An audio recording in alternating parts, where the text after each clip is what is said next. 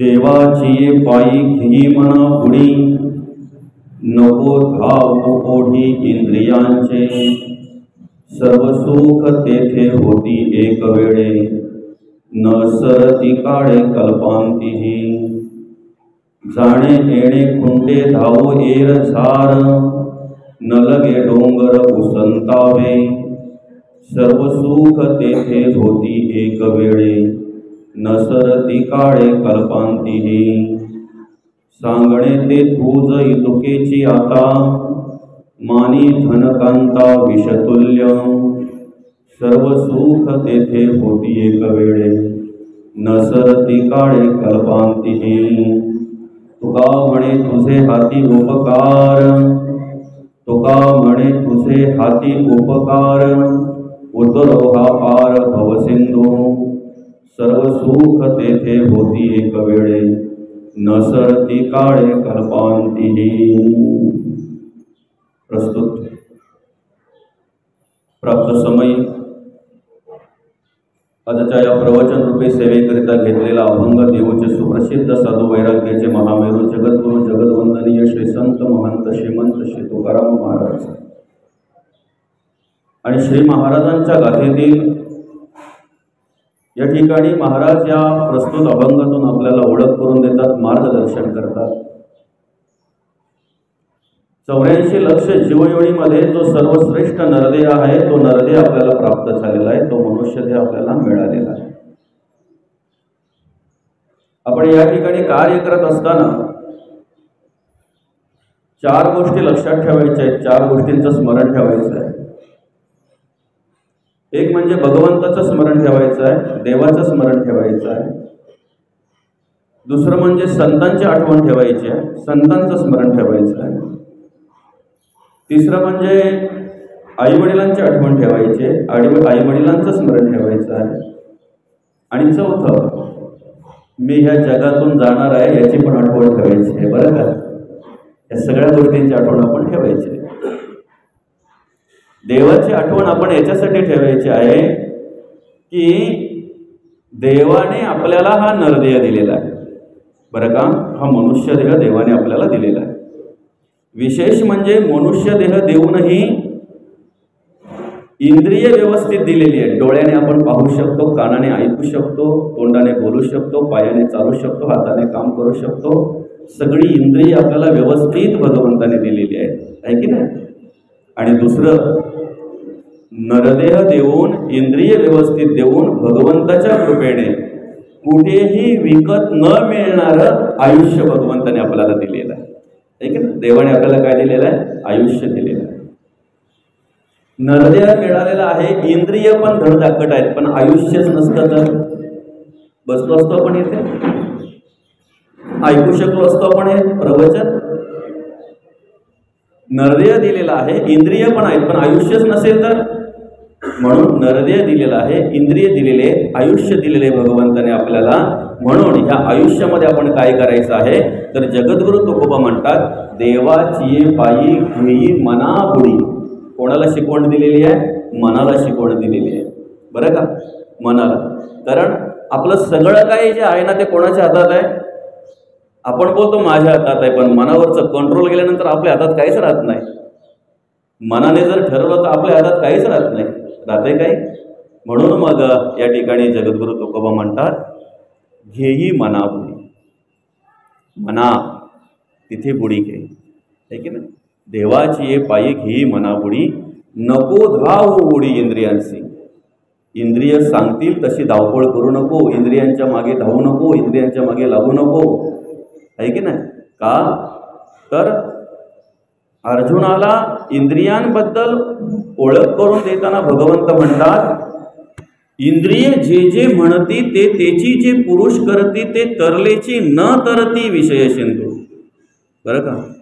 इंद्रियांचं ज्याने ऐकलं ना आतापर्यंत, हा भवसिंधू तरता आला नाही त्याला, हा विषय सिंधू त्याला तरता आला नाही। म्हणून इंद्रियांचं ऐकण्यापेक्षा, मनाचं ऐकण्यापेक्षा आपण देवाचं ऐकूया। मग त्याच्याने काय होईल? देवाचं जर आम्ही अखंड ऐकलं, ऐके ना, देवाचं स्मरण जर आम्ही अखंड ठेवलं तर त्याच्याने काय होईल? मग पुढे त्याची जाणीव, त्याची ओळख करून देतात काय म्हणतात जगद्गुरु तुकोबा, सर्व सुख तेथे होती एक वेळे. बरं का, काय म्हणतात जगद्गुरु तुकोबा, सर्व सुख तेथे होती एक वेळे, न सरती काळे कल्पांतीही. आज जी माणसाची धावपळ चालू आहे ती कशासाठी हो? आपण जी काही सकाळपासून संध्याकाळपर्यंत आहे की नाही, रात्रीपर्यंत जी काही धावपळ करतोय, कुठेतरी सुख मिळावं म्हणून, कुठेतरी समाधान मिळावं म्हणून आपण ही धावपळ करत असतो. मिळतंय का आपल्याला सुख, शांती, समाधान? खरं तर आपल्याकडे सुखाची व्याख्याच वेगळी आहे. आपल्या दृष्टीने, आपल्या कल्पनेमध्ये जे सुख आहे ना, ते सुख वेगळं आहे. त्याला क्षणिक सुख म्हणतात. बरं का, पण निरंतर चिरकाल टिकणारं सुख जर आपल्याला प्राप्त करून घ्यायचं असेल ना, तर या ठिकाणी जगद्गुरु तुकोबा म्हणतात, त्या देवाच्या चरणाशी काय होतंय, सर्व सुख तेथे होती एक वेळे, न सरती काळे कल्पांतीही. म्हणजे निरंतर चिरंतर टिकणारं सुख, सत्य असलेलं, शाश्वत असलेलं जे सुख आहे, ते सुख देवाच्या चरणी आपल्याला प्राप्त होत असतंय. पुढे जगद्गुरु तुकोबा म्हणतात की आपण देवाच्या चरणी जर नतमस्तक झालो, अखंड आणि अखंड देवाचं जर स्मरण आपण केलो, तर त्याच्याने काय प्राप्त होईल, तर मग जगद्गुरु तुकोबा म्हणतात, जाणे येणे खुंटे. बरं का, या ठिकाणी या ज्ञानेश्वरीमध्ये आपल्याला ओळख करून देताना माऊली म्हणतात, उपजे ते नासे आणि नासे ते पुनरपि दिसे, हे घटिका यंत्र तैसे परिभ्रमेगा. आणि ह्या घटिका यंत्रातून जर मुक्त व्हायचं असेल आपल्याला, बरं का, पुनरपि जननम पुनरपि मरणम पुनरपि जननी जठरे शयनम, या रहाडगाड्यातून जर तुम्हाला मला मुक्त व्हायचं असेल, तर जगद्गुरु तुकोबा तिसऱ्या चरणामध्ये काय म्हणतात माहिती आहे का, जाणे येणे खुंटे, धावो येर झार. सहज प्राप्त होत आहे. कसं सहज प्राप्त होत आहे, न लगे डोंगर उसंतावे. मोठं काय कष्ट करायची गरज नाही, मोठं काय देहाला त्रास घ्यायची गरज नाही, मोठा काही कुठल्याही प्रकारे आपल्याला मनाला ताप करून घ्यायची गरज नाहीये, सहज प्राप्त होत आहे. न लगे डोंगर उसंतावे, आहे की नाही. मग जगद्गुरु तुकोबा म्हणतात, सांगणे ते तुझ इतुकेची. आता जर मुक्त व्हायचं आहे ना आपल्याला, बरं का, आता जर मुक्त व्हायचं आहे आपल्याला, तर जगद्गुरु तुकोबा म्हणतात, तुला एवढंच मी सांगतो, मानी धन कांता विष तुल्य. ज्याच्यावर आपण अपार प्रेम करतो की नाही, जे आपल्याला अतिशय जवळचे वाटतात की नाही, त्यांच्याविषयी ममत्व आपल्या अंतःकरणामध्ये नको, आहे की नाही. त्यांच्याविषयी अतिममत्व नको. ज्या वेळेला त्यांना विसरायची वेळ येईल त्यावेळेला विसरता आलं पाहिजे. माणी धनकांता विषतुल्य. मग जगद्गुरु तुकोबा म्हणतात, हे कोणाच्या हातात आहे. तुका म्हणे तुझे हाती उपकार. हे कोणाच्या हातात आहे. या रहाटगाड्यातून सुटायचं की नाही सुटायचं हे कोणाच्या हातात आहे. या जन्म मृत्यूच्या रहाटगाड्यातून सुटायचं की नाही सुटायचं हे कोणाच्या हातात आहे. अहो साधं उदाहरण आहे, आपण समाधानी राहायचं की असमाधानी राहायचं, आपण सुखी राहायचं की दुःखी राहायचं. मांडलं तर दुःखात पण सुख आहे, बरं का. मांडलं ना आपण तर ज्याला आपण दुःख म्हणतो ना त्याच्यातही सुख आहे. फक्त मांडता आलं पाहिजे, पाहता आलं पाहिजे, तिकडे त्या दृष्टीने आपल्याला पाहता आलं पाहिजे. म्हणून जगद्गुरु तुकोबा म्हणतात, तुका म्हणे तुझे हाती उपकार, उतरो हा पार भवसिंधू. हा भवसिंधू जर पार करायचे आपल्याला तर ते सगळं सामर्थ्य, ते सगळं बळ आपल्याजवळ आहे. म्हणून माऊली आपल्याला ओळख करून देतात, आपुली आपण करा सोडवण, संसार बंधन तोडावे. आहे की नाही. त्यासाठी कोणाची वाट पाहायची गरज नाही, कोणाच्या मदतीची वाट पाहायची गरज नाही आपल्याला. आपण स्वतःहून प्रयत्न करायचा आहे. आपण स्वतःहून आता एखाद्या ठिकाणी जर एखाद्या याच्यामध्ये जर आपण पडलेलो आहे पाण्यामध्ये, तर आपण स्वतः हातपाय हलवायला लागतात ना, तेव्हा पोहता येतं की नाही. दुसऱ्याने हातपाय हलवून आपल्याला पोहता येईल का. नाही पोहता येणार. आपल्याला तारता येईल का, तरता येईल का, नाही तरता येणार. मग तसंच ह्या भवसिंधूमध्ये जर आपल्याला पैलपार जायचं आहे, पहिलं तऱ्याला जर जायचं आहे, तर आपण स्वतः हातपाय हलवायचे आहेत. इतरांनी हातपाय हलवून आपल्याला काही फरक पडणार नाही. त्यासाठी आपण स्वतः प्रयत्न करायचे. म्हणून जगद्गुरु तुकोबा म्हणतात, उतरो हा पार भवसिंधू, पण कधी. तुका म्हणे तुझे हाती उपकार. आहे की नाही. बघा किती साधं आणि सोपं जगद्गुरु तुकोबांनी आपल्याला सांगितलं. इथे सहज सहज आपल्याकडून तो परमार्थ घडेल, सहज आपल्याकडून ती भक्ती घडेल, सहज त्या देवाचं नामस्मरण घडेल. अशा प्रकारचा उपदेश जगद्गुरु तुकोबांनी या ठिकाणी आपल्याला केलेला आहे की नाही. मग आता आपण फक्त अखंड आणि अखंड भगवंताचं स्मरण करायचं, अखंड स्मरण करायचं. आणि ह्या कलियुगामध्ये आपल्या उद्धाराचा मार्ग बरं का. तुम्ही अनेक शास्त्रांचा अभ्यास करा, अनेक पुराणांचा अभ्यास करा, अनेक ग्रंथांचा अभ्यास करा, अनेक संतांचा अभ्यास करा. सर्वांनी एकच मार्ग सांगितलेला आहे या कलियुगामध्ये उद्धार करण्याचा, तो म्हणजे देवाचं नामस्मरण. बरं का, देवाचं नामस्मरण. कारण बाकीचे जे मार्ग आहेत ना, बाकीच्या ज्या गोष्टी आहेत ना, त्या दुसऱ्यावर अवलंबून आहेत. योग याग विधी येणे नोये सिद्धी. बरं का, योग याग विधी पूजा अर्चा अजून बरंच काय काय काय काय हे सगळं दुसऱ्यावर अवलंबून आहे. पुरोहित आले तर तुम्ही पूजा घालाल, मंत्र उच्चार करणारे तुम्हाला सहकार्य केलं ते आले तर तुम्ही पुढचं कार्य करणार आहेत. यज्ञ होम याग हे कधी करणार तुम्ही? मंत्र उच्चार करणारा असला तर तुम्ही ते करणार आहे. पूजा करायची आहे तुम्हाला, देवाचं कार्य करायचं आहे तुम्हाला, अजून काय मोठी पूजा घालायची आहे, अनेक लोकांना त्या ठिकाणी जेवायला घालायचं आहे, अनेक प्रकारच्या कार्यक्रमांचं नियोजन करायचं आहे. सगळ्यासाठी तुमची आर्थिक बाजू जर व्यवस्थित असेल तर तुम्ही करू शकता, आर्थिक बाजू जर नसेल तर तुम्ही करू शकता का? नाही. बरं, यापैकी नामस्मरण करण्यासाठी तुम्हाला काय पाहिजे? नामस्मरण करण्यासाठी यापैकी काय पाहिजे तुम्हाला? नामस्मरण करायला काय पैसे पाहिजेत का खिशामध्ये? नामस्मरण करायला काय तुम्हाला काय अगदी वेळ वेगळा काय काढावा लागतो का? ठाईचं बैसोनी करा एक चित्त आवडी अनंत आळवावा. ज्या वेळेला तुम्हाला स्मरण होईल ना त्यावेळेला देवाचं नामस्मरण करा. ज्या वेळेला तुम्हाला भगवंताचं स्मरण होईल त्या वेळेपासून देवाचं नामस्मरण करायला सुरुवात करा. निश्चित हा परमार्थ आपल्याकडून घडल्याशिवाय राहणार नाही, ही भक्ती आपल्याकडून घडल्याशिवाय राहणार नाही. म्हणून या ठिकाणी जगद्गुरु तुकोबा अशा प्रकारची या अभंगामध्ये आपल्याला ओळख करून देतात. अभंगावर अर्थपूजा बांधण्याआधी, अभंगावर विवरण करण्याआधी, अभंगावर चिंतन करण्याआधी ज्या निमित्ताने या ठिकाणी आपण ही प्रवचन सेवा आयोजित केलेली आहे या आपल्या रायते गावातील, आणि हे सुरोशी परिवार, या सुरोशी परिवाराच्या मातोश्री कैलासवासी सत्यभामाबाई वामन सुरोशी आईसाहेबांचं 15 जून रोजी वृद्धापकाळाने निधन झालं. वृद्धापकाळाने यासाठी म्हणेन की जवळजवळ त्यांचं वय होतं 79 ते 80 वर्ष वय होतं, आणि जवळजवळ वयाच्या 80व्या वर्षी वृद्धापकाळाने ह्या आईसाहेबांनी तुमचा आमचा निरोप घेतला.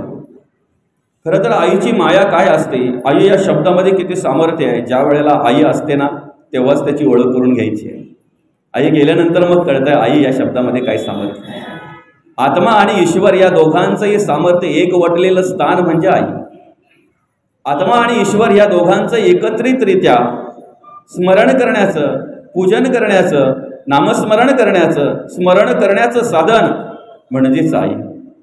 कुठेतरी म्हटलेलं आहे देव निर्गुण आहे, निराकार आहे, निसंग आहे, अरूप आहे, निर्लेप आहे, निराधार आहे, निर्विकल्प आहे. बरं का, देव कसा आहे? देव डोळ्याने दिसतो का? निराकार आहे, तो निर्गुण आहे, निसंग आहे. कारण त्याची ओळख करून देताना गीतेमध्ये भगवंत स्वतः म्हणतात बाबा मी कसा आहे. नैनम छदंती शस्त्राणी नैनम दहती पावका न चैनम क्लेदेंती पो न शोषयती मरुतः. देव कसा आहे? नैनम छदंती शस्त्राणी, शस्त्राने तुटत नाही देव. फुटेना तुटेना कदा देव राणा, सळेना ढळेना कदा दैन्यवाना. देव कसा आहे? नैनम छदंती शस्त्राणी, पुढे म्हणतात नैनम दहती पावका, तो अग्नीने जळत नाही. देव अग्नीने जळत नाही. न चैनम क्लेदेंती पो, चिखलाने कालवत नाही. न शोषयती मरुतः, वाऱ्याने चढत नाही असा तो देव आहे. देव प्रत्यक्ष आमच्याकडून सेवा घेणार नाही. देवाची सेवा आमच्या हाताने आम्ही करू शकत नाही, कारण तो निर्गुण आहे, निराकार आहे. म्हणून आईच्या रूपाने देव सेवा स्वीकारत असतो, वडिलांच्या रूपाने देव सेवा स्वीकारत असतो. आई वडील म्हणजेच आपले मुख्य दैवत आहेत. म्हणून म्हणलेलं आहे स्वामी तिन्ही जगाचा आई विनधिकार. ऐक. आणि अशा प्रकारे या आईसाहेबांनी त्यांच्या मुलांवर, अर्थातच आमचे राजारामदादा असतील, आमचे उमेश दादा असतील, जयश्रीताई असतील, आमच्या अंजनाताई असतील, त्याचप्रमाणे त्यांचे पुतणे असतील, सुभाषदादा असतील, नरेशदादा असतील, दिनेशदादा असतील, संजयदादा असतील, निलेशदादा असतील, त्याचप्रमाणे त्यांचे नातवंड तेजस असेल, यश असेल, आणि या संपूर्ण कुटुंबावर अतिशय चांगल्या प्रकारे प्रेम केलं. या ठिकाणी आपल्या मुलाबालांचं संगोपन करता करता त्यांच्यावर चांगल्या प्रकारचे संस्कार केले म्हणून ह्या परिवाराचं कार्य समाजामध्ये आज पाहायला मिळत आहे. बरं का, आज या परिवाराचं कार्य जे समाजामध्ये पाहायला मिळतंय की नाही, ही मुलं जी मुलं जी ह्या समाजामध्ये आपल्याला राजकीय क्षेत्रामध्ये, सामाजिक क्षेत्रामध्ये, आध्यात्मिक क्षेत्रामध्ये जे काम करताना दिसतात, कार्य करताना दिसतात, त्याला कारण म्हणजेच आईवडिलांचे असलेले संस्कार, आईवडिलांनी केलेले संस्कार. म्हणजे आपल्याकडे जे चांगले गुण आहेत की नाही, आपण जे चांगलं वागतोय, बोलतोय, चालतोय, सगळं काही चांगलं कार्य करतोय की नाही, आपल्याकडे असलेले सद्गुण आहेत, सद्विचार आहेत, सत्कर्म आहेत, या सगळ्यांचं श्रेय आई वडिलांना जातंय. म्हणून जगद्गुरु तुकोबा म्हणतात, आपुलिया हिता जो असे जागता, धन्य माता पिता तयाची. आपल्या हितासाठी जो जागता असतोय की नाही, आपल्या हितासाठी अर्थातच आपल्याकडून देवाचं, देशाचं आणि धर्माचं कार्य घडावं म्हणून जो सतत प्रयत्न करतोय की नाही, म्हणून अखंड जो कार्य करत असतो की नाही, ते श्रेय, ते संस्कार आपल्याला, ते मार्गदर्शन, ते विचार आपल्याला कुठून मिळाले असतात, तर आपल्या आईवडिलांकडून मिळालेले असतात. कारण प्रत्येक आईवडिलांना काय वाटते माहिती आहे का, माझ्या मुलांनी चांगलं वागावं, माझ्या मुलाने उत्तम वागावं, माझ्या मुलीने चांगली कर्म करावीत. कुठल्याच आईवडिलांना वाटत नाही की माझ्या मुलाने वाईट कर्म करावीत म्हणून, कुठल्याच आईवडिलांना वाटत नाही. बरं का, मुलगा व्यसनी व्हावा म्हणून तुम्हाला सत्यनारायण घालायची गरज लागत नाही. लागले? एखादा मुलगा व्यसनी व्हावा म्हणून आईवडिलांनी सत्यनारायणाची पूजा घातली नाही. हा पण व्यसनी झालेला मुलगा ते व्यसन सुटावं म्हणून त्यांना सत्यनारायण घालावं लागतंय. बरं का, मुलगा व्यसनी व्हावा म्हणून तुम्हाला देवाला नवस करायला गरज लागत नाही, पण व्यसनी झालेला मुलगा निर्व्यसनी व्हावा, त्याचं ते व्यसन सुटावं म्हणून देवाकडे तुम्हाला नवस करावा लागतो, प्रार्थना करावा लागते. हे तेवढंच सत्य आहे. आणि खऱ्या अर्थाने आपल्यावर जे चांगले संस्कार झालेले असतात ना, आपल्याकडे जी चांगली कर्म असतात ना, ही देणगी आपल्या आईवडिलांची असते. म्हणून कधीतरी आम्हाला स्वाभिमान वाटतो. काय माहिती आहे का, की आता जर हा युग आपण पाहायला गेला, आता युग म्हणजे काय, आत्ताचा काळ जर आपण पाहायला गेला, तर ह्या काळामध्ये माणूस शिक्षणाने खूप उच्च झालेला आहे, उच्च शिक्षित झालेला आहे की नाही.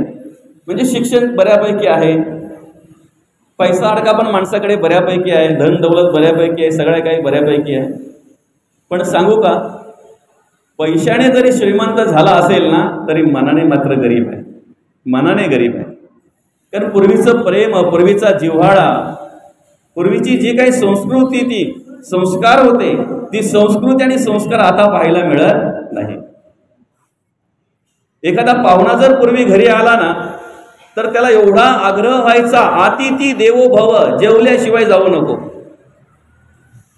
काही ठिकाणी आज असं पाहायला मिळतंय माऊली, की पाहुणा पायऱ्या चढतोय आणि आतमध्ये भांडी पडायला सुरुवात होते. बरं का, उचलापट व्हायला सुरुवात होते. असो नाही, असू द्या, नाही पाहिजे, चालू नाही, नका दादा, असू द्या. तर आमची घरं मोठी झाली, पण मनाने मात्र आम्ही खूप लहान झालो.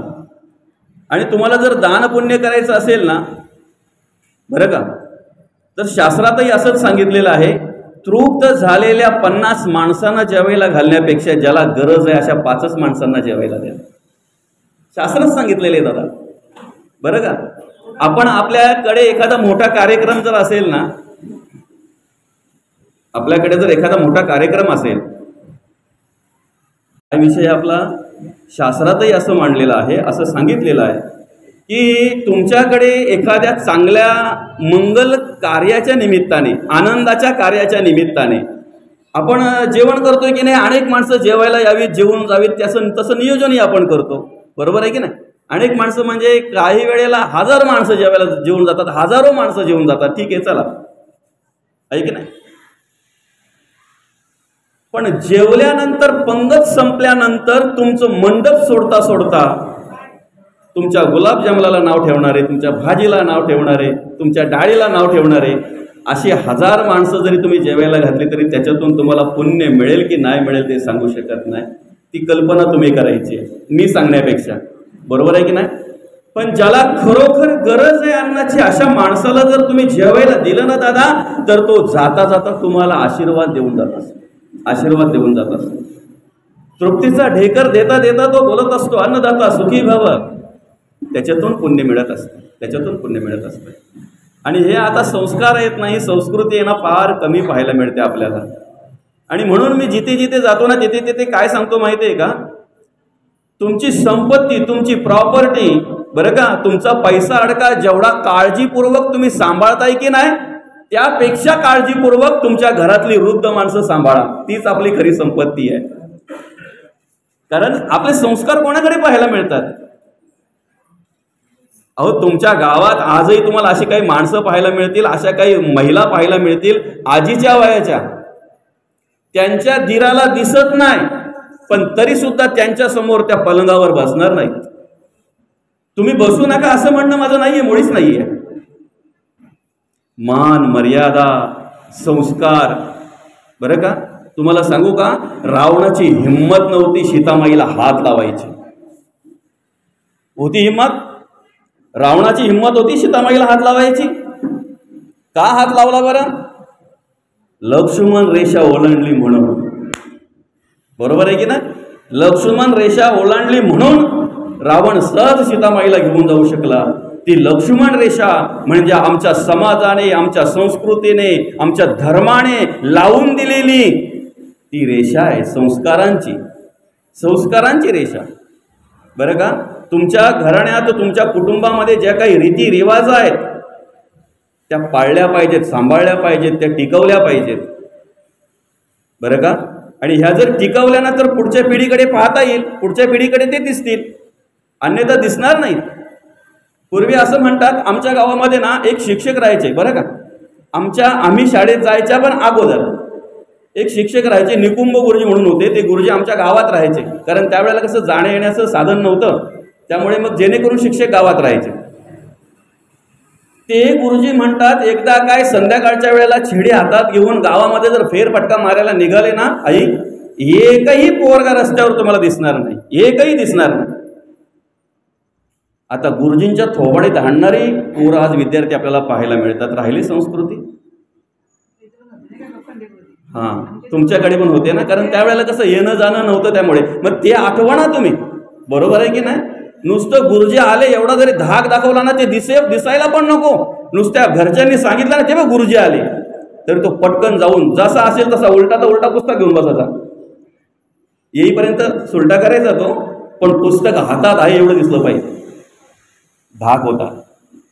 पूर्वी कुटुंबामध्ये 4-5 कुटुंब मिळून किंवा एखाद्या आळी मिळून एखादा माणूस असा असायचा बाबा, की त्याचा धाक असायचा. नुसता रस्त्यात दिसला ना की गोठ्या खेळणारी पोरं पळत जायची.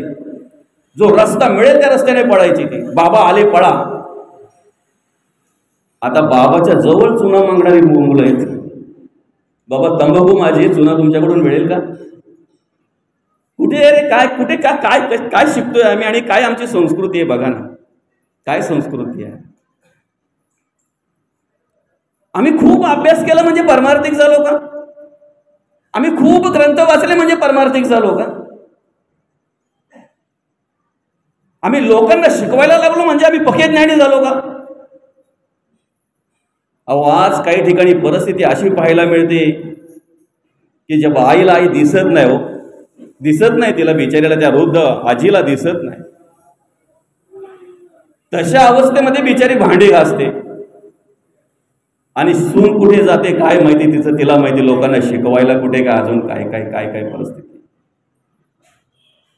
जगद्गुरु तुकोबा माऊली ज्ञानोबा म्हणतात, परमार्थाला सुरुवात ही तुमच्या घरापासून होत असते, नवे नवे तुमच्या स्वतःपासून होत असते. तुम्ही लोकांना शिकवायला लागले, तुम्ही लोकांना ज्ञान द्यायला लागले म्हणजे मोठे परमार्थिक झाले असं नाही. त्याला पांडित्य म्हणतात. जर स्वतःला जर काही कळत नसेल ना, तुमचं ज्ञान व्यर्थ आहे, तुमचं पांडित्य व्यर्थ आहे. अहो, ज्ञानाची व्याख्याच या ठिकाणी संत करून देतात. ऐका, ज्ञानाचे लक्षण कशाला म्हणतात? ज्ञान म्हणजे आत्मज्ञान. मग आत्मज्ञान कशाला म्हणतात? पहावे आपणासी आपण तया नाव ज्ञान. माझ्याकडून जर समोरच्याचा द्वेष घडत असेल, मत्सर घडत असेल, तिरस्कार घडत असेल तर सांगा, मी किती ज्ञानी आहे, किती परमार्थ कळतोय मला. इकडे संत म्हणतात, पहावे आपणासी आपण.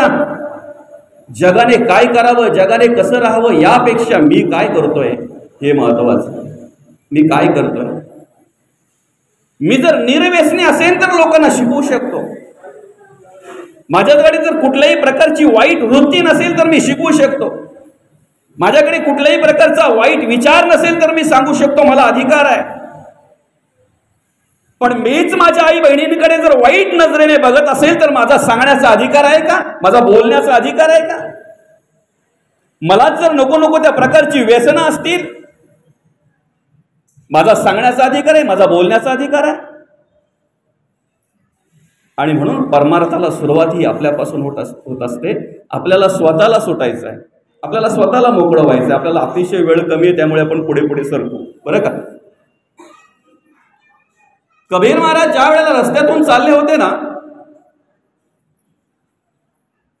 रस्त्यात जाता जाता त्यांना रस्त्याच्या बाजूला एका घराच्या ओटीवर, पहिले कशाच्या ओट्या मोकळ्या असायच्या, मोकळ्या ओट्या असायच्या, आणि मग हॉल, मग काय असेल स्वयंपाकरूम वगैरे ते. पण अशी सुरुवातीला पहिली ओटी मोकळी असायची. म्हणजे आता आजही जुनी घरं आहेत ना, त्या ठिकाणी पाहायला मिळतात काही ठिकाणी, बरं, जुनी घरं जिथे आहेत तिथे. त्या मोकळ्या ओटीवरती बाई दळण दळत होती, जात्याने दळण दळत होती, बरं का. आणि हे दृश्य कोणी बघितलं? कबीर महाराजांनी बघितलं.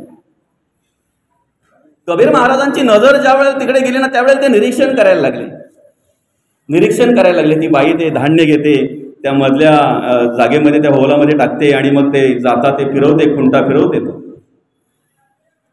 ते निरीक्षण करता करता कबीर महाराजांच्या डोळ्यात अश्रू आले, रडायला लागले, बरं का. ते निरीक्षण करता करता कबीर महाराजांच्या डोळ्यामध्ये अश्रू आले, रडायला लागले ते. तेवढ्यात त्यांचाच मुलगा कमाल तिथून चालला होता. त्याने बघितलं बाबा निरीक्षण करतायत त्या जात्याचा, बाबा रडतायत, बरं का. तोही निरीक्षण करायला लागला. पण दोघांची निरीक्षण करण्याची पद्धत माऊली वेगवेगळी होती. तो निरीक्षण करायला लागला ना, त्या ठिकाणी त्याला हसायला लागला, त्याला हसू यायला लागला. आणि मग त्यांच्याच मागे येणारा एक माणूस, एक गृहस्थ त्या ठिकाणी पाहायला लागला, अरे कबीर महाराज रडतायत, त्यांच्या डोळ्यामध्ये अश्रू आहे, त्यांचाच मुलगा तेच दृश्य पाहत असताना हसतोय. दोघांकडे वेगवेगळं दृश्य का बरं पाहायला मिळतंय?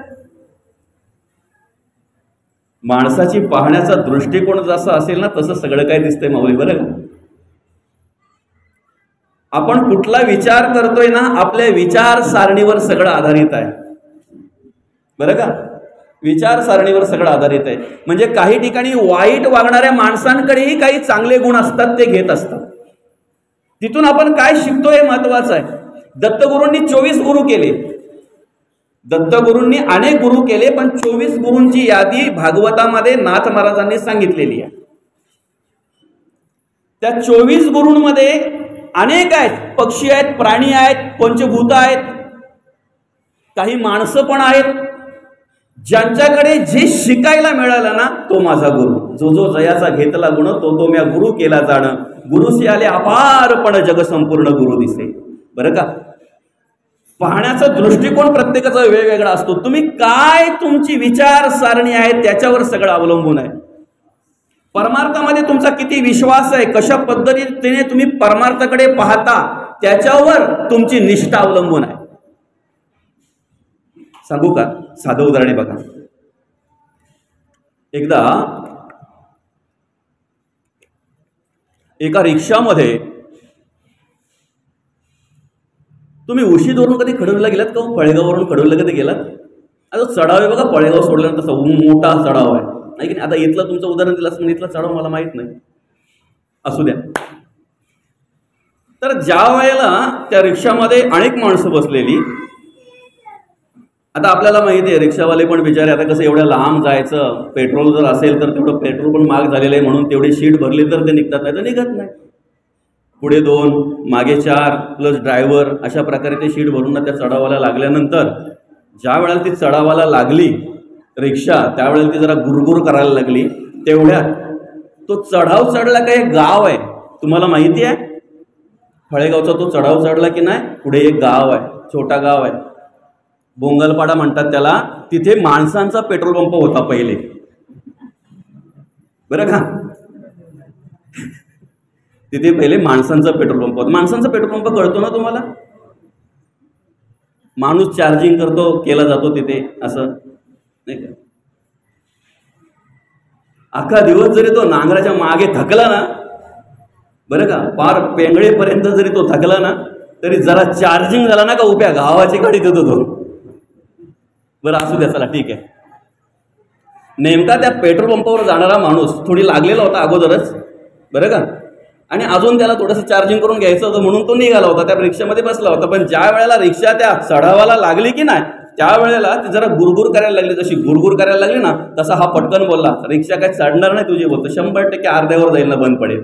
आणि नेमका अर्ध्यावर गेल्याने रिक्षा बंद पडली. आता सांगा त्यांनी काय केलं असेल त्याला? जे होते कोणी बसलेले त्या रिक्षामध्ये त्यांनी काय केलं असेल, किंवा त्या ड्रायव्हरने काय केलं असेल?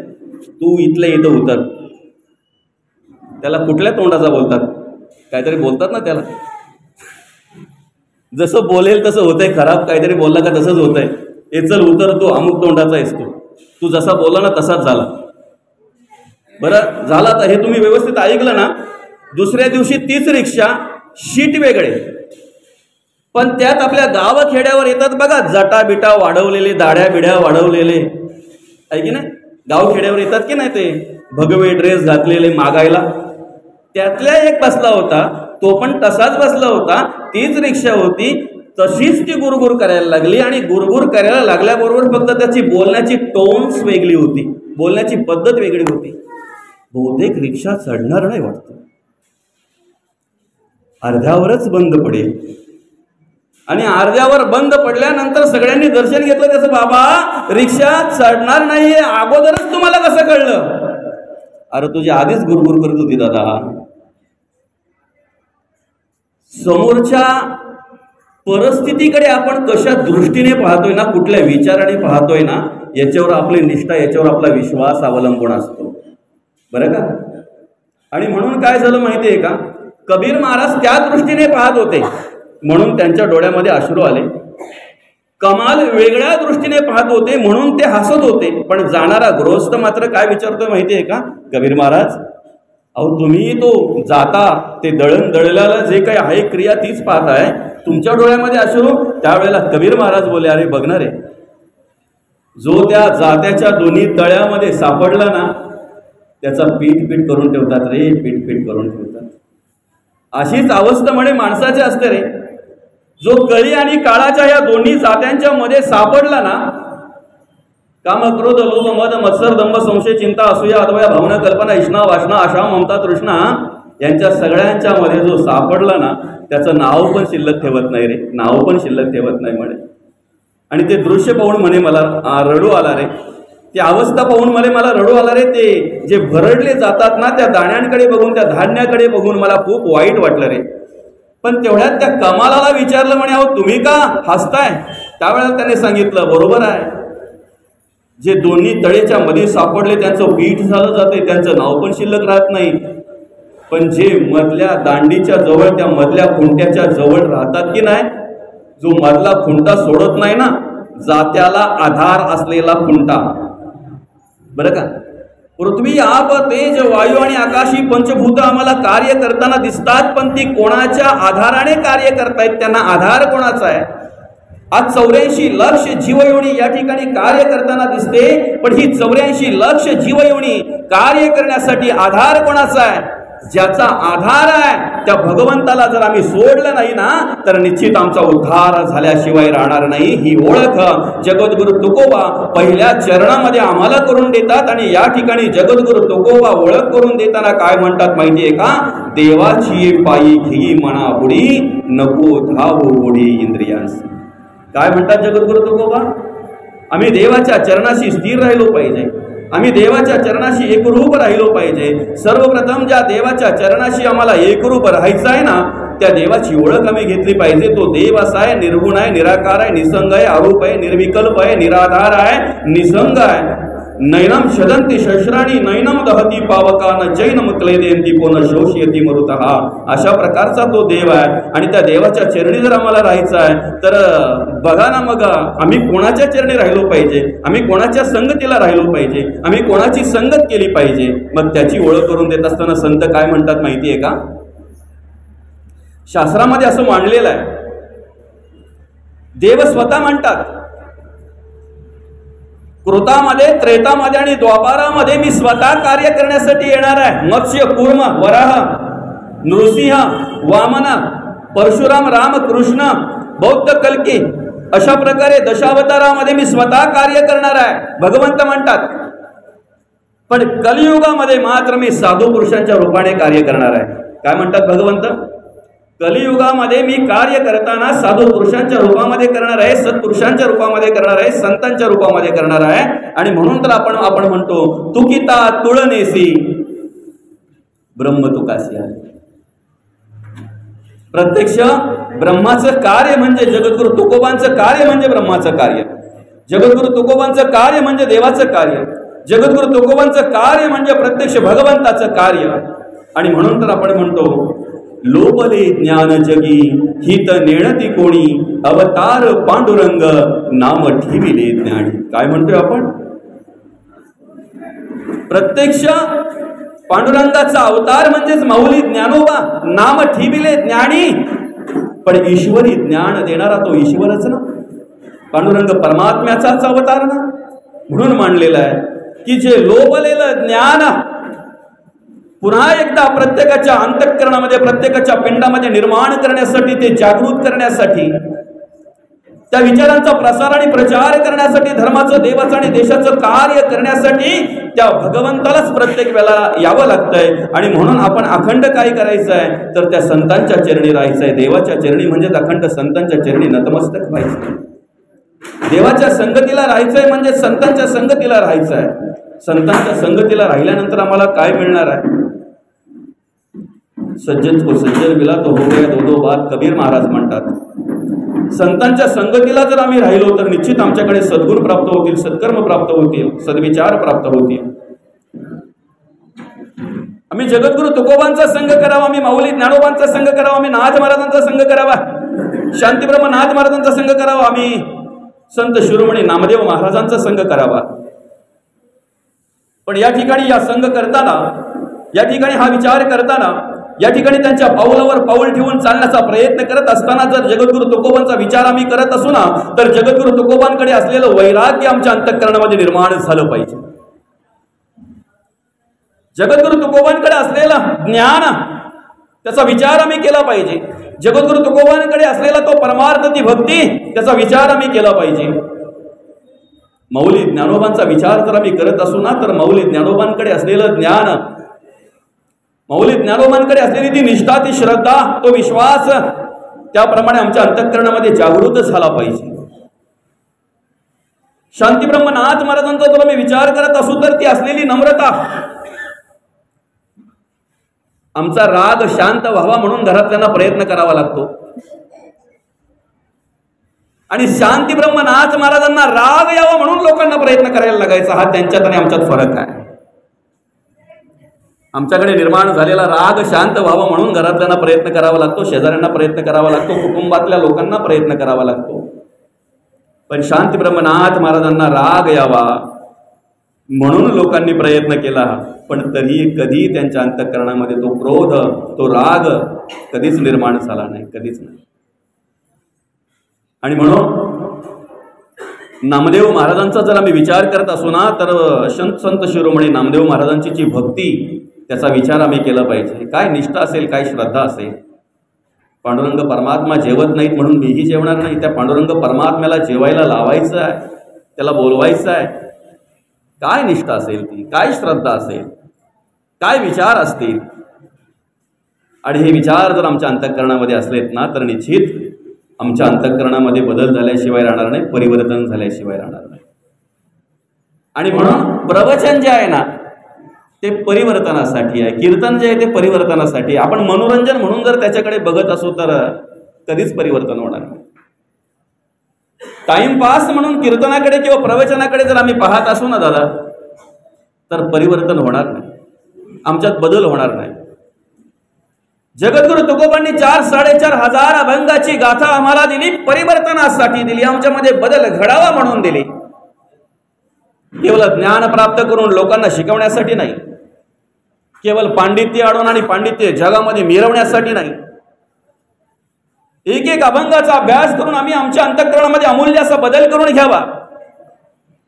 परिवर्तन घडवण्यासाठी गाथा आहे, परिवर्तनासाठी ज्ञानेश्वरी आहे. 16व्या वर्षी माऊलींनी ज्ञानेश्वरी लिहिली. कमीत कमी आम्हाला 16व्या वर्षी वाचण्याची बुद्धी तरी झाली पाहिजे ना, वाचण्याची तरी बुद्धी झाली पाहिजे ना. हिंदवी स्वराज्य संस्थापक राजे शिवछत्रपतींचा जर आम्ही विचार केला तर हिंदवी स्वराज्य संस्थापक राजे शिवछत्रपतींनी वयाच्या अवघ्या 16व्या वर्षी स्वराज्याचं पहिलं तोरणा किल्ल्यावर बांधलं. वयाच्या फक्त अवघ्या 16व्या वर्षी. आम्ही त्याच 16व्या वर्षी काय करतो बरं? त्याच वयामध्ये आमच्याकडे कुठले विचार असतात बरं? त्यात परिवर्तन घडावा, त्यात बदल घडावा म्हणून जगद्गुरु तुकोबा म्हणतात, देवाची पायी घेई मना बुडी. मनाला सांगितलंय, कारण जगद्गुरु तुकोबा मनाची ओळख करून देत असताना म्हणतात, मन इंद्रियांचा राजा, सर्व भावे त्याची पूजा, मन जीवींचा प्रधान, मन मासे नारायण. मन कसं आहे? तुका म्हणे, मन चंचल हाती येऊ देईना गुरुचे बळ. मन असं आहे, मन चंचल आहे. किती चंचल आहे? कवयित्री म्हणतात, मन वढाय उभ्या पिकातील ढोर, किती हाकया फिर येत पिकावर. असं ते मन आहे. किती जरी हाकलण्याचा प्रयत्न केला तरी ते परत पिकावर येत आहे. एखाद्या वेळी चालून चालून आमचे पाय थकतील, बोलून बोलून आमचं तोंड थकेल, पाहून कधीतरी डोळे थकले जातील, ऐकून कान बोर होतील, काम करून हात थकतील, म्हणजे एक वेळ आमची इंद्रिय तृप्त होतील, पण मन कधी मात्र तृप्त होत नाही. त्या मनाला जर स्थिर करायचं असेल तर जगद्गुरु तुकोबा म्हणतात, त्या मनाला आपण देवाच्या चरणी रममाण केलं पाहिजे, देवाच्या नामस्मरणामध्ये रममाण केलं पाहिजे. त्या मनाला स्थिर करण्याचं साधन आहे. अखंड आणि अखंड भगवंताच्या नामस्मरणामध्ये त्याला रममाण केलं पाहिजे. आम्ही नको धावू ओढी इंद्रियांशी. इंद्रिय सांगतील त्याप्रमाणे जर आम्ही वागायला लागलो ना, इंद्रिय सांगतील त्याप्रमाणे जर आम्ही कार्य करायला लागलो ना, तर इंद्रियांना आवड कसली असते बघा. इंद्रियांना आवड जर परमार्थाची असती, डोळ्यांना आवड जर देवाला पाहायची असती, अगदी कानाला आवड जर देवाचं ऐकण्याची असती, तर आम्हाला प्रवचनात झोप आली नसती, आम्हाला कीर्तनात झोप आली नसती. इंद्रियांना आवड कसली आहे? मनाचं मनोरंजन जिथे चालत असेल ना, तिथे इंद्रिय सगळ्यात पुढे असतात. कधी थकतही नाही, कधीच नाही. तुम्ही कधीतरी असं बघितलंय का? रात्रीचे 12-1 वाजलेला आहे, कुणीतरी डाव चालू आहे आणि हातात पत्ती असतानाच त्याला झोप लागली. म्हणजे झोपण्याच्या वेळी माणूस त्या ठिकाणी जागा असतो, कारण मनाची आवड आहे ना, ती इंद्रियांची आवड आहे ना, ती इंद्रियांना तेच आवडतंय, मनाला तेच आवडतंय. परमार्थात मध्ये, भक्तीमध्ये, देवाच्या नामस्मरणामध्ये मात्र जागे राहण्याच्या वेळीही माणसाला झोप येते. त्याला कारण काय? इंद्रिय त्या ठिकाणी थकली जातात, मन त्या ठिकाणी थकलं जात आहे. म्हणून नको धावू ओढी इंद्रियांशी. आणि त्याची ओळख करून देताना माऊली म्हणतात, इंद्रिय जे जे म्हणते तेची पुरुष जे करते ते तरलीची न तरती भवसिंधू. बरं का?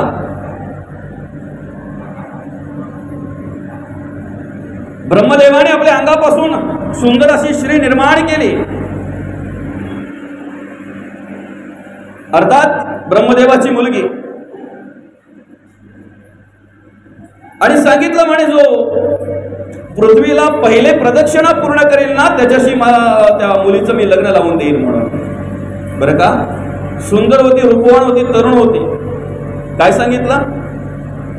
जो पृथ्वीला प्रदक्षिणा पूर्ण करेल ना सगळ्यात आधी, त्याच्याशी माझ्या मुलीचं मी लग्न लावून देईन.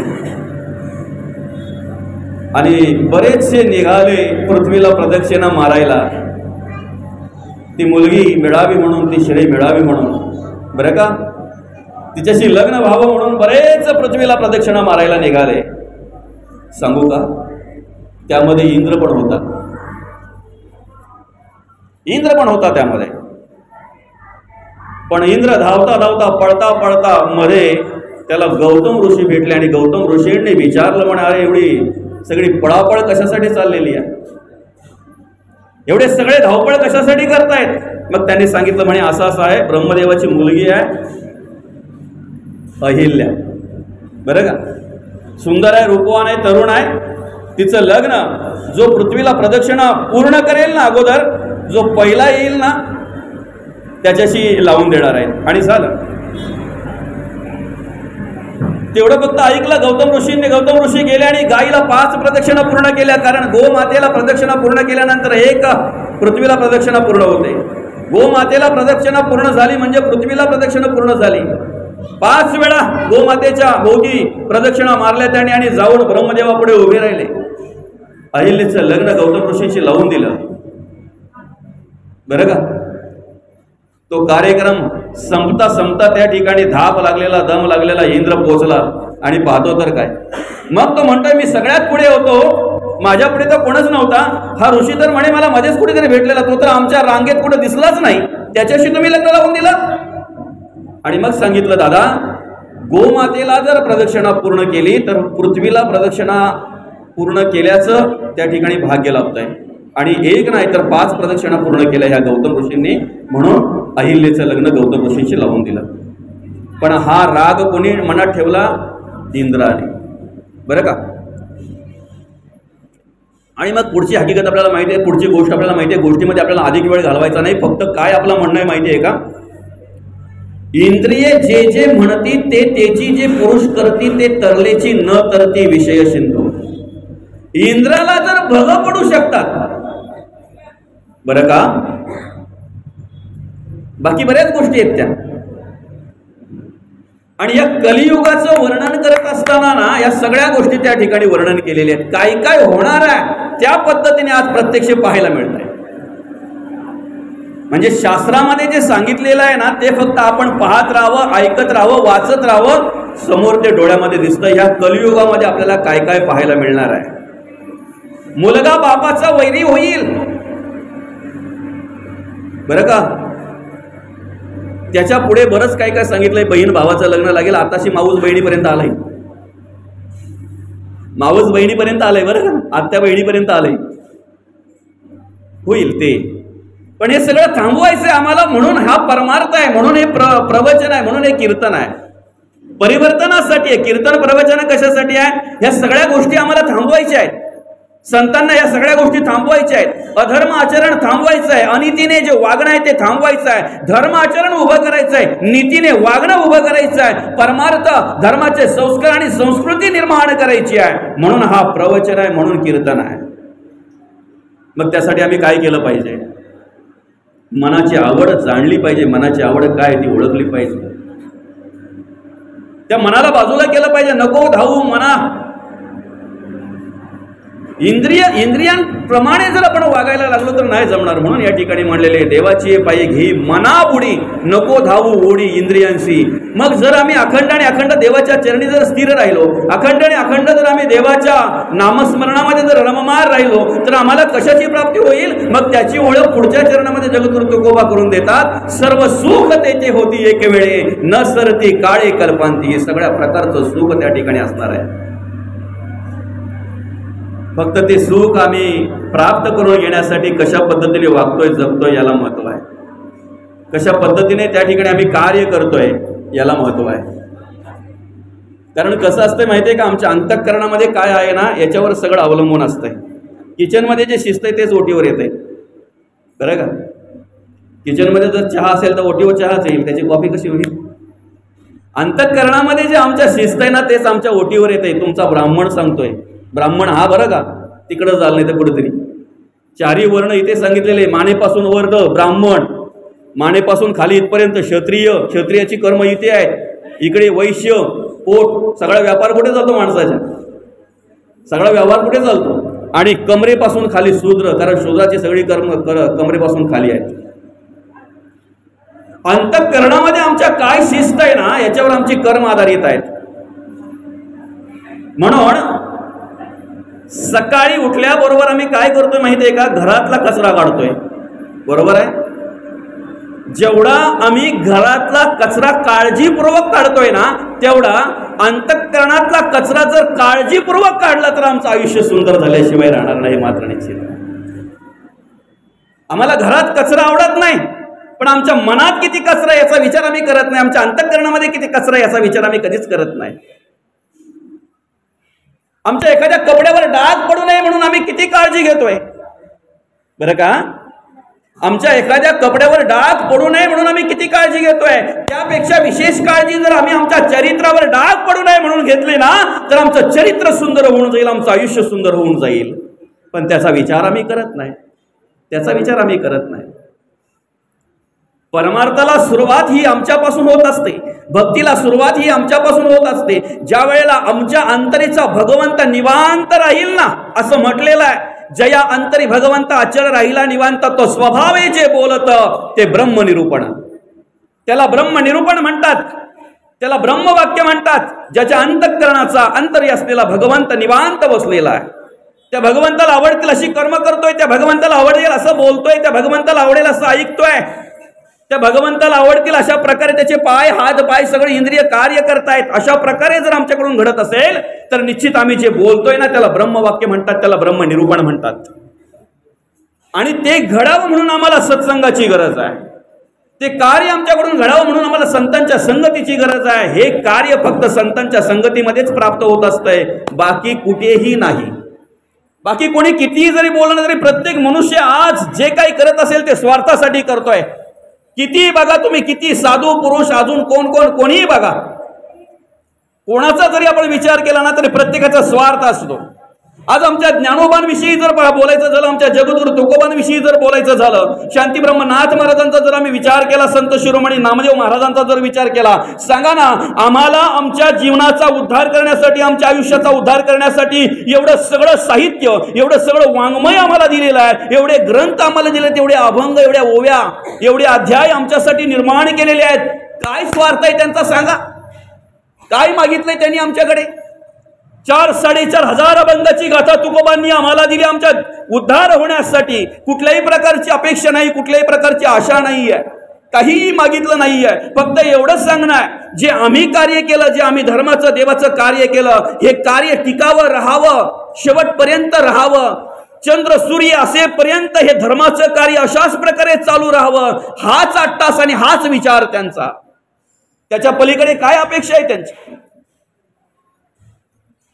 माऊली ज्ञानोबांनी आम्हाला ज्ञानेश्वरी दिली, अमृतानुभवासारखा सर्वश्रेष्ठ ग्रंथ दिला, चांगदेव 65 दिली, आणि आमच्या जीवनाचं, आमच्या या देहाचं मॅन्युअल गाईड, माहिती पुस्तिका म्हणजेच हरिपाठ दिला.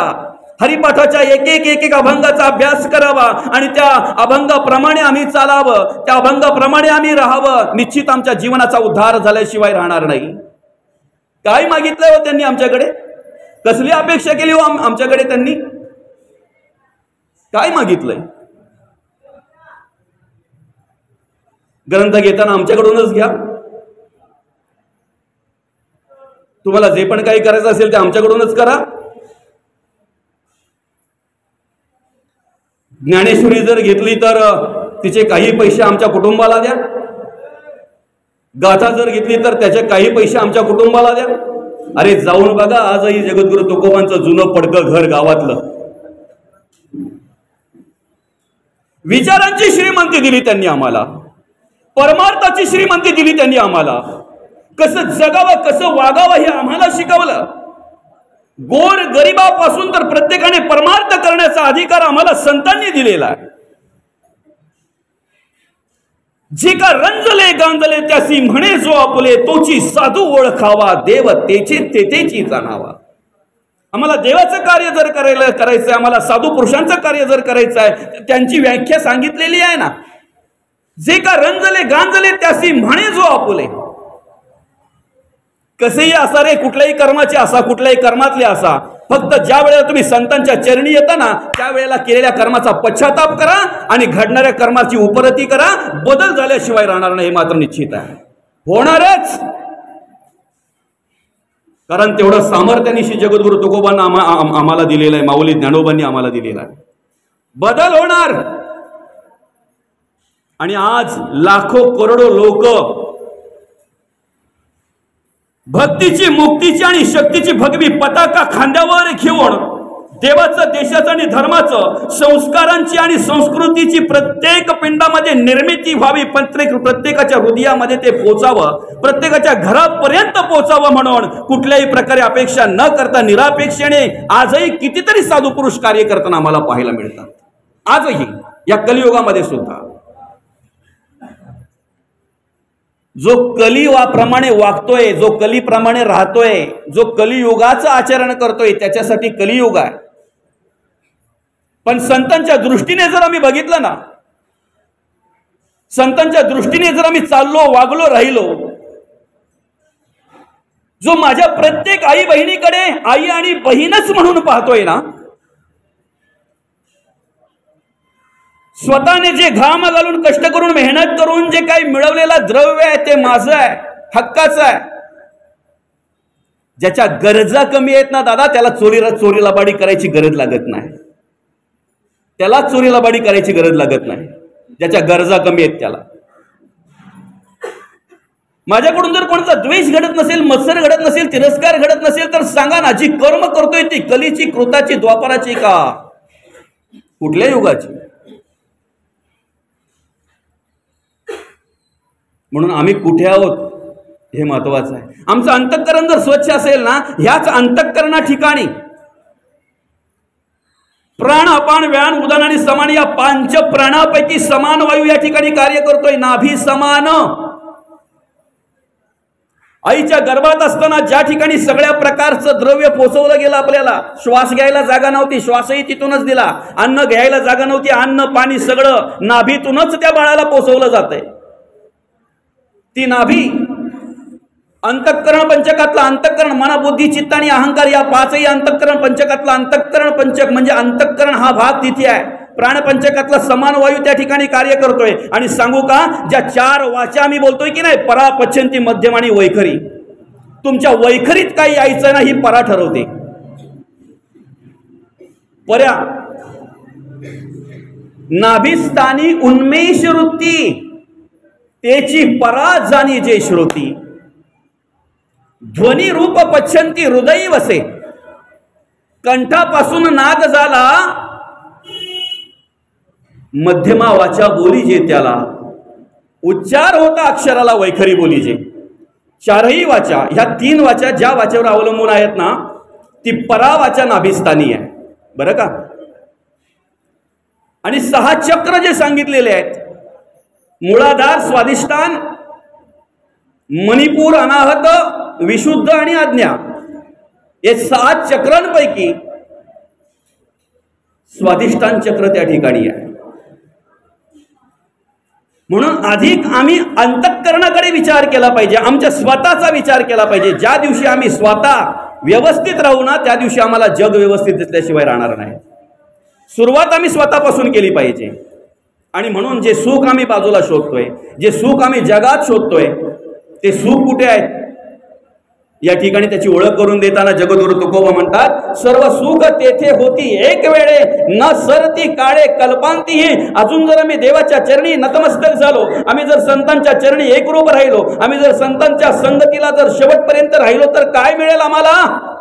जगद्गुरु तुकोबा म्हणतात, येणे जाणे खुंटे धावो येर झार, न लगे डोंगर उसंतावे. जन्म मृत्यूच्या रहाडगाड्यातून आम्ही सुटलो जाऊ. येणे जाणे खुंटे पुनरपी जननम पुनरपी मरणम पुनरपी जननी जठरी शयनम, या रहाडगाड्यातून आम्ही सुटलो जाऊ. पुनरपी नये या संसारात बरं का. उपजयते नासे आणि नासे ते पुनरपी दिसे, हे घटिका यंत्र तैसे परिभ्रमेगा. आणि या घटका यंत्रापासून जर आपल्याला बाजूला व्हायचं आहे, परत जाणं येणं जाणं येणं जाणं येणं ह्या सगळ्या गोष्टींपासून जर बाजूला व्हायचं आहे, तर ते सूत्र आमच्या जवळ दिलेलं आहे. तुम्ही पुण्यकर्म करता की पापकर्म करता, याच्यावर तुमची पुढची गती अवलंबून आहे. आणि गती ही मनावर अवलंबून आहे, गुणावर अवलंबून आहे, कर्मावर अवलंबून आहे, विचारांवर अवलंबून आहे. आम्ही कसे वागतोय, कसे जगतोय, याच्यावर आमची गती अवलंबून आहे. पापकर्म जर घडत असेल तर दुःखापासून आम्हाला कोणीही मोकळं करू शकत नाही. पण पुण्यकर्म जर घडत असतील ना तर कोणी ठरवलं तरी कोणी आम्हाला दुःख देऊ शकत नाही, हे तेवढंच सत्य आहे. ठरवून पण कोणी दुःख देऊ शकत नाही जर आम्ही पुण्यकर्म करत असू तर. म्हणून देवाचं कार्य करण्यासाठी भगवंत पांडुरंग परमात्मा आम्हाला सहाय्य करत असतो. देशाचं कार्य करण्यासाठी, धर्माचं कार्य करण्यासाठी आम्हाला प्रत्यक्ष भगवंताचं सहकार्य असतंय, प्रत्यक्ष भगवंत आम्हाला सहाय्य करत असतो. पण ज्या वेळेला आमच्याकडून अनितीची कर्म घडली जातात ना, अधर्माने ज्या वेळेला आम्ही वागतोय की नाही, त्यावेळेला मात्र किती जरी देवदेव केलं तरी देव सुद्धा आम्हाला त्या कर्मापासून सोडवू शकत नाही, हे निश्चित आहे. नाही सोडवू शकत. केलेल्या कर्माची फळं प्रत्येकाला भोगावीच लागणार आहेत. आम्ही सुखी की दुखी आमच्या कर्मावर अवलंबून आहे. पापाचे फळ ते दुःख आणि पुण्याचे फळ ते सुख. पाप पुण्य आवश्यक भोगणे लागे. प्रत्येकाला भोगावं लागणार आहे, प्रत्येकाला भोगावं लागलेलं आहे. आणि म्हणून आम्ही संतांच्या संगतीला खंड काढावं, तर त्यासाठी या ठिकाणी जगद्गुरु तुकोबा म्हणतात, जाणे येणे खुंटे धावो, येर झार न लगे डोंगर उसंतावे. सांगणे ते तुझं इतुकीची आता, मानी धन कांता विष तुल्य. म्हणून जगद्गुरु तुकोबा म्हणतात, नको नको मना गुंतू माया जाळी. कारण आम्हाला आडवी काय येते माऊली? माया. माया आडवी येते. प्रामाणिकपणे प्रत्येकाला वाटत असते की मी जाताना भगवंताचं नामस्मरण करावं, पण सर्वांकडूनच ते नामस्मरण घडत नाही घडत. आम्ही ठरवून सुद्धा आमच्याकडून नामस्मरण घडत नाही. त्यावेळेला काय काय आठवतंय त्याची जाणीव करून देताना, त्याची ओळख करून देताना गीतेमध्ये भगवंत म्हणतात 8व्या अध्यायामध्ये काहीतरी 6वा श्लोक, यम यम वापी स्मरण भावम त्यजत्यंते कलेवरम तम तमे वेंती कोणते सदा तद्भाव भावितः. तुम्ही ज्याच्यावर प्रेम करताय, तुम्ही ज्याला जीव लावताय, तुम्ही ज्याला आपलंसं करताय ना, तीच वस्तू तुम्हाला शेवटच्या वेळेला आठवत असते. आणि जी वस्तू तुम्हाला शेवटच्या वेळेला आठवते ना, त्याच वस्तूला तुम्ही प्राप्त होत असतात मरणोत्तर. बरं का? एकदा माणूस मेला ना, 13 दिवस त्याचा आत्मा आपल्या घरामध्ये असतो, उत्तर कार्यांच्या पर्यंत. म्हणून शास्त्रामध्ये असं सांगितलेलं आहे की रोजचं एक पिंड पाडायचं असतंय. आपण तेवढं करत नाही. आपण दशक्रियांना डायरेक्ट 10 पिंड पाडतो. ठीक आहे, हरकत नाही. पण एक पिंड जसं आपण पाडतोय की नाही, जसं आईच्या गर्भातली शास्त्रामध्ये निर्मिती माणसाची वर्णन केलेली आहे. पहिल्या महिन्याला काय आहे, दुसऱ्या महिन्याला काय आहे, तिसऱ्या महिन्याला काय आहे, चौथ्या महिन्याला काय आहे, 5व्या महिन्याला काय तयार होतंय, 6वा 7वा 8वा 9वा पूर्ण देह पूर्ण, 10व्या महिन्यामध्ये जन्म आहे. तसं 9 पिंडापर्यंत एक पार्ट त्या प्रेताचं तयार होत असतंय एक पिंडाने. आणि 10व्या दिवशी ज्या वेळेला आपण दशक्रिया विधी करतोय की नाही, 10वा पिंड पाडतोय की नाही, त्यावेळेला ज्याप्रमाणे 10व्या महिन्यामध्ये मुलाचा जन्म होतोय, त्याप्रमाणे 10व्या दिवशी तो अन्न घेण्याच्या पात्रतेचा किंवा अन्न घेण्यासाठी तयार होत असतो. म्हणून त्यावेळेला आपण पात्र काढतोय 10व्याच्या दिवशी. आणि मग पुढचे ते पिंड आहेत. महत्वाचा विषय असा आहे की तो प्रेतात्मा, बरं का, तो प्रेत जर पाप कर्म केली की पुण्य कर्म केली, त्याच्यावर त्याची पुढची गती अवलंबून आहे. भगवंत काय म्हणतात, तुम्ही तुमच्या आयुष्यामध्ये जे स्मरण करता, ज्याच्यावर जीव लावता, ज्याच्यावर अतिप्रेम करता, ते तुम्हाला शेवटच्या वेळेला आठवतंय. आणि जे तुम्हाला शेवटच्या वेळेला आठवतंय त्यालाच जर तुम्ही मरणोत्तर प्राप्त होत असाल, तर भगवंत म्हणतात माझं नामस्मरण करा. शेवटच्या वेळेला मी आठवलो तर मला येऊन प्राप्त व्हा, तुम्ही मला येऊन भेटाल. तुम्ही तेवी जीतेनी अवसरे जे आवडोनी जीवी उरे, ते मरणाची मेरे फार हो लागे. आणि मरणी जयाचे आठवे, तो तेची गती ते पावे. म्हणून सदा स्मरावे मातेची तो. काय म्हणतात भगवंत? म्हणून अखंड आपण देवाचं नामस्मरण करायचं, अखंड देवाचं नामस्मरण करायचं. कारण आम्हाला माहिती नाही ना माऊली, आमची शेवटची वेळ कधी येते. जन्म आमच्या हातात नाही, मृत्यू आमच्या हातात नाही. बरोबर आहे की नाही? मृत्यू जर आमच्या हातात असता तर कुठे जन्माला यावं, कधी जन्माला यावं, कसं जन्माला यावं आमच्या हातात नाही आहे. कधी मृत्यू व्हावा, कुठे मृत्यू व्हावा, कसा मृत्यू व्हावा, हेही आमच्या हातात नाही आहे. पण जन्म मृत्यू जरी आमच्या हातात नसला तरी जन्म मृत्यू याच्यात मधला काळ जो आयुष्य ज्याला म्हणतात, ते आयुष्य मात्र आमच्या हातात आहे. आणि या आयुष्यावर आमची पुढची गती अवलंबून आहे. बरं का? कुठल्या घरात जन्म व्हावा हे आमच्या हातात नाही आहे, पण ज्या घरात जन्म झालाय ना त्या घराचं स्मशान करायचं की मंदिर करायचं हे मात्र आमच्या हातात आहे, ते आमच्या हातात आहे. जन्म कुठे व्हावा हे आमच्या हातात नाहीये, मृत्यू कुठे व्हावा कसा व्हावा हे आमच्या हातात नाहीये. आत्मा गेल्यानंतर देहाचं काय झालं यापेक्षा आत्मा असताना देहाने काय केलं हे महत्वाचं असतंय. कारण आत्मा असताना जर तुम्ही परमार्थ केला असेल, देवाचं देशाचं आणि धर्माचं कार्य केलं असेल, भगवंताचं नामस्मरण केलं असेल, देवाची नामस्मरणामध्ये जर तल्लीन झाले असाल, एकरूप झाले असाल, देवाच्या नामस्मरणामध्ये जर रममाण झाले असाल, तर देह गेल्यानंतर आत्मा गेल्यानंतर देहाला कोल्ह्या